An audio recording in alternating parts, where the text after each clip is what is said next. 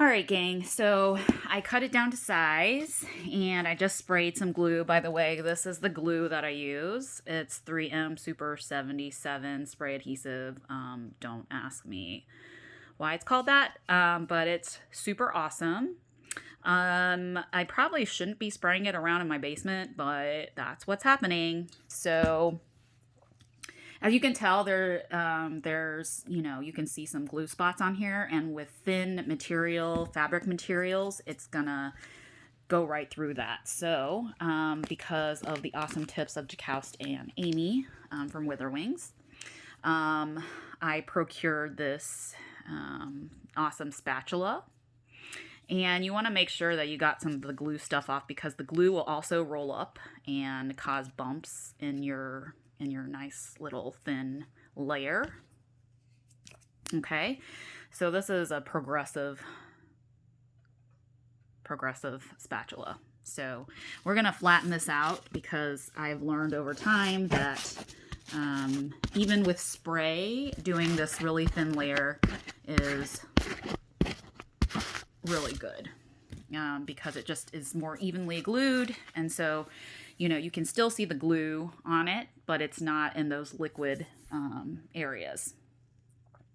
So why do we do this? I'm gonna put this down so it'll black out just for a second, but I'll keep talking because I'm gonna put the fabric, which is gonna be a purple velvet, on top of this per customer orders.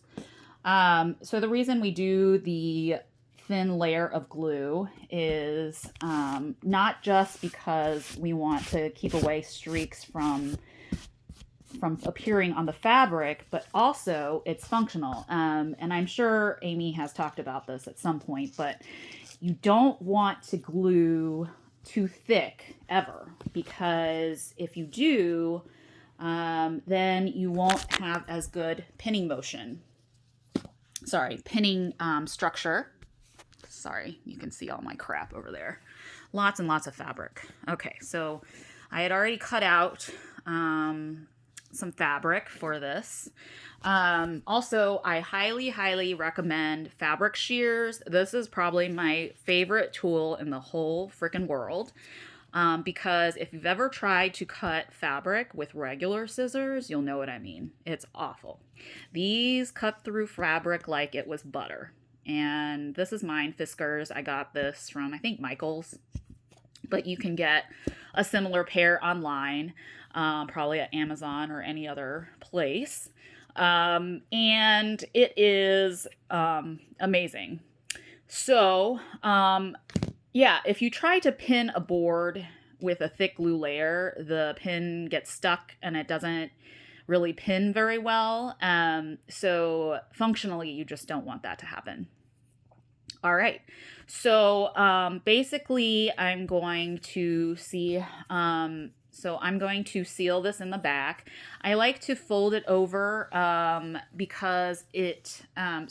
Also, people always ask me why I glue it on.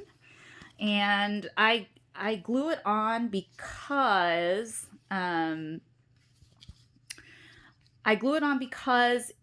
it's the fabric can shift when you're pinning, and that is not very good because it can rip the fabric as it's in a shear effect. Okay, I'm gonna spray the back of this. I'm running out of this glue spray, so I just ordered more. I can't believe I actually went through a whole can of this stuff because I was like, I'm never going to use all this. I don't know what's going to happen to that. So I generally fold the fabric over to look a little, nicer, and also pull it tight. So the good thing about crushed velvet is not only is it good for hiding pin pricks and is self-healing like I talked about last time,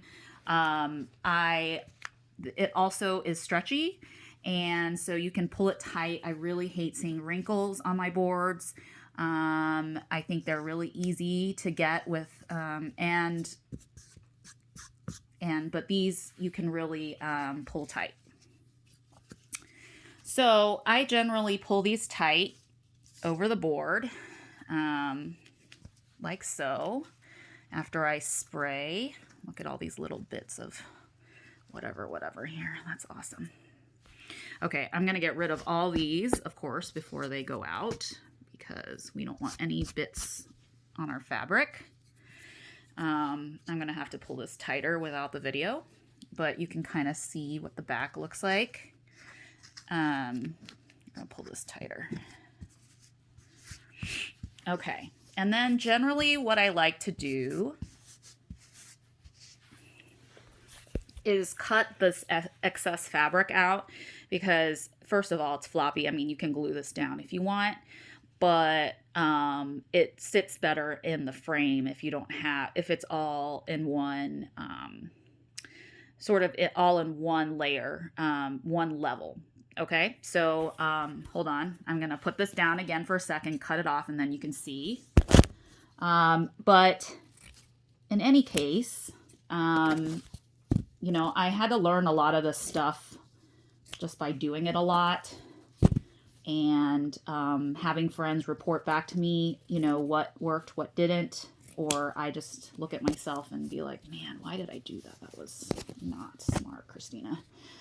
Actually, you know, people haven't really said much. I mean, the one feedback that I got, which was great, was that there was a little flappiness to the fabric in the back, and honestly, he was super nice about it, and it wasn't even like negative feedback. He was like, oh, I just trimmed a little bit, and of course I freaked out and was like, what do you mean you had to trim it? You shouldn't have to do anything, okay? Like, this should be ready to go.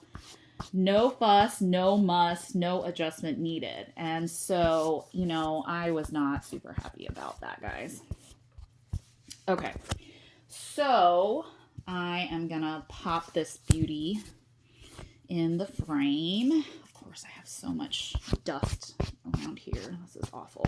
So just be prepared for a big mess. I mean, obviously you probably are all a lot, you know, neater than I am. And I'm gonna pop this in the frame. Well, this is hard to do one-handed.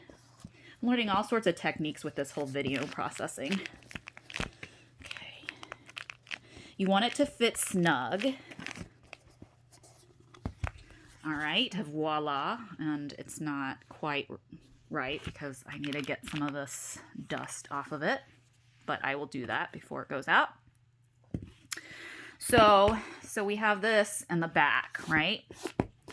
So what we want to do next, so this one actually has a back, if I could find it. I thought I had it here somewhere. Apparently I don't. I'm gonna have to search through my stack for an appropriate back.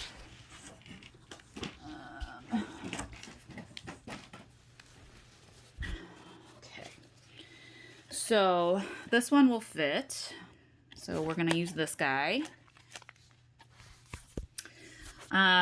So, you know, you want to make sure that, so this one has, I'm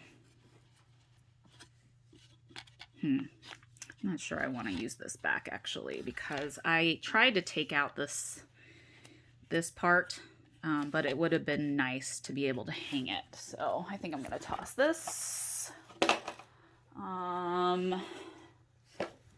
Let's see if I have another one. So I have a stack, very messy stack.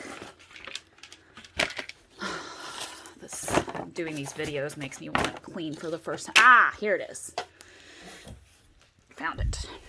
All right, so this is gonna go on the back. And so it has a little hanging thing in case you want to hang it, but it also has this featured, which is nice. But for a lot of the frames, they're empty on the back, so you'll want to get hanging stuff from Michael's or your local craft store. So this has swivels. I like to call them swivels.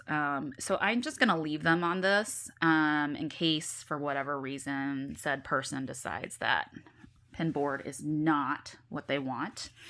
And they want to actually use it for like a people picture, like normal people.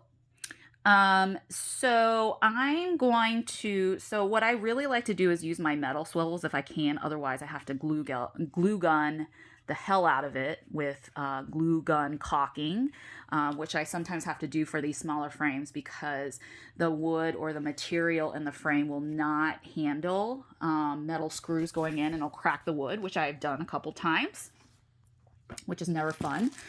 So you can get these guys, these bad boys, on Amazon as well.